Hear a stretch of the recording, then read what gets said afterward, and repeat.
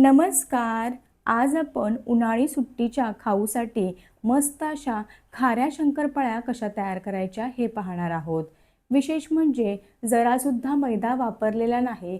पूर्णपणे गव्हाचं पीठ वापरून ह्या शंकरपाळ्या तयार केलेल्या आहेत. त्यामुळे खूपच पौष्टिक तयार झालेल्या आहेत. शंकरपाळ्या पाहणा अगदी मस्त अशा खुसखुशीत आणि कुरकुरीत तयार झालेल्या आहेत. अजिबात तेलकट झालेले नाहीत.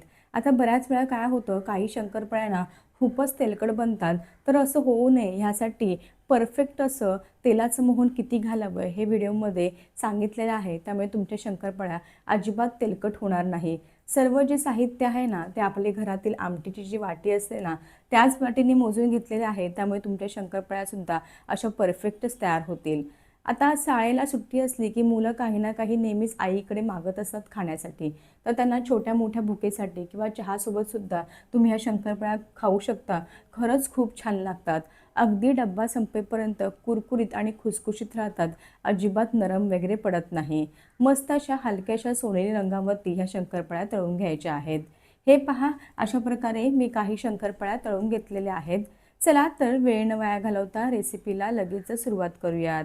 जर तुम्हाला माझ्या रेसिपीज आवडत असतील तर चॅनलला जरूर सबस्क्राईब करा. त्यासोबतच नवनवीन रेसिपीच्या अपडेटसाठी बेल आयकॉन देखील प्रेस करा. अगदी निशुल्क आहे. आणि हो, रेसिपी जर आजची तुम्हाला जराही कुठे आवडली असेल ना, तर व्हिडिओला लाईक जरूर